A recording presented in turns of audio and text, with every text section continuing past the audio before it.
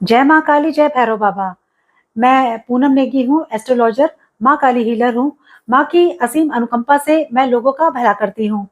आज की वीडियो में मैं आपको बताऊंगी कि पितृदोष क्या होता है, क्यों होता है और इसके लक्षण क्या-क्या होते हैं, कैसे हम पितृदोष को ठीक कर सकते हैं। देखिए सबसे पहले तो मैं आपको ये क्लियर कर देती हूँ कि पितृदोष के बारे में लोगों के अंदर बहुत सारी भ्रांतियाँ फैली हुई है कि जब भी कोई बात नहीं बनती किसी की, तो लोग उसे पितृदोष से जोड़ लेते हैं। ऐसा नहीं है, हम सभी की एक कार्मिक जर्नी होती है और हमारी लाइफ के अंदर अप्स एंड डाउन आते रहते हैं, कुछ ना कुछ प्रॉब्लम तो सभी की लाइफ में चलती ही रहती हैं, क्योंकि सभी की कुंडलियों के अंदर 9 प्लैनेट्स कहीं ना कहीं तो बैठते ही हैं। कुछ प्लैनेट्स हमारे फेवर में होते हैं और कुछ प्लैनेट्स हमारे फेवर में नहीं होते हैं। तो जनरल प्रॉब्लम्स जो होती हैं वो सभी की लाइफ में लगी रहती हैं। कभी फाइनेंस को लेकर के कुछ प्रॉब्लम्स हो गई, हेल्थ इश्यूज हो गए, मैरिड लाइफ में थोड़ी बहुत ऊपर नीचे हो गया, तो ये कोई तो जनरल प्रॉब्लम्स होती हैं। ये कोई पितृदोष के लक्षण नहीं होते हैं। पितृदोष का पहला लक्षण देखिए, सबसे पहले तो घर के अंदर कोई भी मांगलिक कार्य बहुत डिले हो जाना। अगर बच्चे बड़े हो रहे हैं शादी के लायक, लेकिन उनकी शादियां के लिए अच्छे रिश्ते ना आना, इतना ज्यादा डिले हो जाना, फ्रस्ट्रेट हो जाना कि शादी के लिए आप ये कहने लगे कि मैच मेकिंग की भी जरूरत नहीं है, बस किसी तरीके से शादी हो जाए। शादी हो गई, शादी के बाद भी मैरिड लाइफ सुकून भरी ना हो, रोज खटपट खटपट लगी रहे, बात तलाक तक पहुंच जाए, तलाक किसी तरीके से हो जाए, तलाक के बाद भी सुकून ना मिले, सेकंड मैरिज हो जाए, सेकंड मैरिज के अंदर भी सेम प्रॉब्लम रिपीट होती हुई चली आए, तो ये पहला लक्षण है पितृदोष का। हस्बैंड वाइफ बहुत टाइम से चाह रहे हैं लेकिन फिर भी उनका बच्चा ना होना, कंसीविंग में बहुत ज्यादा प्रॉब्लम का होना भी एक पितृदोष का लक्षण ही है। बार बार एबॉर्शंस का होना, किसी तरीके से आपका बच्चा हो गया है लेकिन उस बच्चे को लेकर के आपके साथ में बहुत ज्यादा प्रॉब्लम्स होना, जैसे कि बच्चा जो है वो मेंटली या फिर फिजिकली अगर डिसेबल है, तो ये भी कहीं ना कहीं एक पितृदोष का लक्षण है। क्योंकि स्पीच से रिलेटेड अगर बच्चे को कोई प्रॉब्लम आ रही है या फिर मेंटल लेवल पे बच्चे को कोई प्रॉब्लम है, तो इसका भी संबंध हमारे पितृदोष से होता है।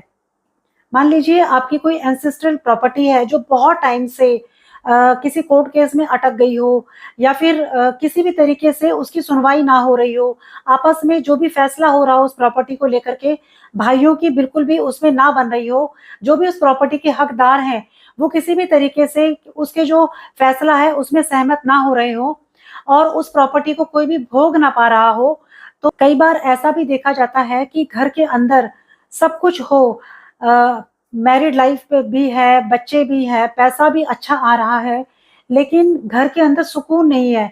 एक अजीब सी फ्रस्ट्रेशन रहे अगर माइंड के अंदर, बॉडी के अंदर सुकून ना मिल रहा हो, तो ये भी एक पितृदोष का ही लक्षण है।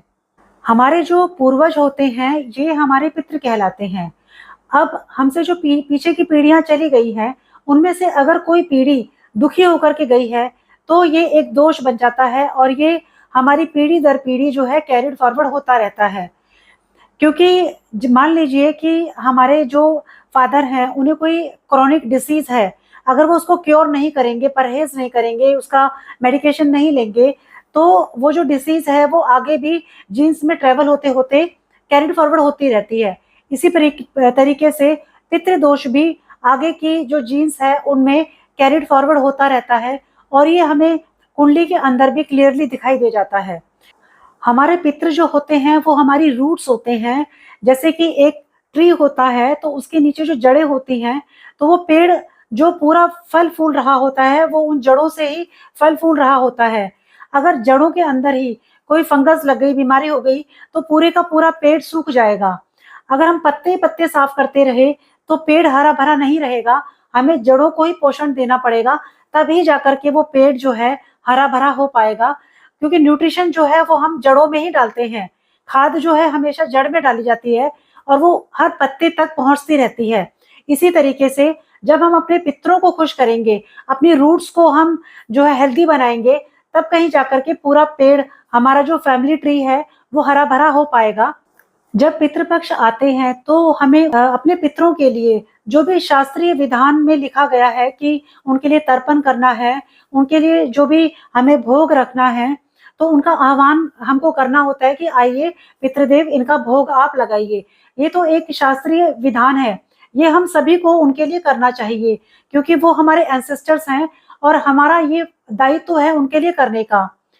इसके अलावा हमें जो एक सबसे इम्पोर्टेंट काम करना चाहिए, वो ये है कि सिर्फ तर्पण करने से और भोग रखने से अगर इसके बाद भी हमारा भला नहीं हो पाता है, तो हमें ये एक सोचने की बात है कि ऐसा क्या रह गया हमारी तरफ से कि अब तक हमारा भला नहीं हो पा रहा है। देखिए, हमारे जो ये पितृ होते हैं, ये स्पिरिट्स होते हैं और स्पिरिट्स के लिए जो हम रिचुअल्स करते हैं, इन्हीं से स्पिरिचुअल वर्ड बना है। अगर हम अपने आप को स्पिरिचुअल कहते हैं, धार्मिक कहते हैं, तो हमें इस चीज़ का ध्यान रखना चाहिए कि हमें जाने-अनजाने हमारे सामने जो हमारे जीते-जागते जो हमारे बड़े बुजुर्ग हैं, आगे जाकर के इन्होंने भी स्पिरिट्स बनना है, इन्होंने पितृ बनना है, तो हमें इनके साथ में कनेक्ट रह करके इनकी भी सेवा तन और मन से करनी चाहिए, जिससे कि आगे की पीढ़ियों को ये पितृ दोष कैरिड फॉरवर्ड ना हो। हमारे पितृ स्पिरिट्स होते हैं और हर चीज़ इस दुनिया में एनर्जी है। देखिए, कभी भी कोई चीज़ परेशान क्यों करती है? जब वो इनसिक्योर फ़ील करती है। मान लीजिए आप अपने घर का ताला जो है लगा कर के नहीं गए, आप मार्केट चले गए, शॉपिंग पे चले गए, आपके अंदर भी तो इनसिक्योरिटी की फ़ीलिंग आएगी ना कि कहीं पीछे से कोई चोर ना आ जाए, मेरा सामान चोरी ना हो जाए, लापरवाही की आप मतलब परेशान होते हैं इन चीज़ों से। तो जो हमारे एंसेस्टर्स होते हैं, पितृ होते हैं, जब उन्हें ऐसा लगता है कि मैं जो धरोहर अपनी छोड़ गया हूँ, उसका मिसयूज़ हो रहा है या मुझसे रिलेटेड जो मैं पीछे ज़िम्मेदारियाँ छोड़ गया हूँ, उनको ठीक से नहीं निभाया जा रहा है, तो वो पितृ इनसिक्योर होते हैं और वो किसी न किसी रूप में हमें इस आभास कराते हैं, जो हमें दंड लगता है, हमें लगता है कि हमारी लाइफ़ में प्रॉब्लम्स आती हैं। एक्चुअली में वो परेशान हो रहे होते हैं, तो हमको वो फ़ील कराते हैं कि आप इन चीज़ों का ध्यान रखो, ठीक से इनकी केयर करो। तो जब हम उनकी चीज़ों का केयर करते हैं, उनकी प्रॉपर्टीज़ का, उनके पीछे जिनको वो छोड़ गए हैं, तो वो खुद को सिक्योर फ़ील करने लगते हैं, जैसे कि हम फ़ील करते हैं सिक्योर, तो फिर ये दोष धीरे-धीरे कटने शुरू हो जाते हैं। आप अपने पितरों से कनेक्ट कैसे रह सकते हैं, जिनकी कुंडली में बहुत ज़्यादा पितृ दोष है? देखिए कि जब भी हम सुबह उठते हैं, तो हमें सबसे पहले ग्रैटिट्यूड करना चाहिए ऊपर वाले परमपिता परमात्मा का, और जो भी हमारे पितृ हैं उनका भी हमें जो है ग्रैटिट्यूड करना चाहिए। बाकी जिस भी आप देवी-देवता से कनेक्टेड हैं, बहुत ज़्यादा फ़ील करते हैं अपने आप को, आपको उन्हें भी हमेशा ग्रैटिट्यूड करते रहना चाहिए। जब भी आप भोजन ग्रहण करें तब भी आपको ग्रैटिट्यूड करना चाहिए।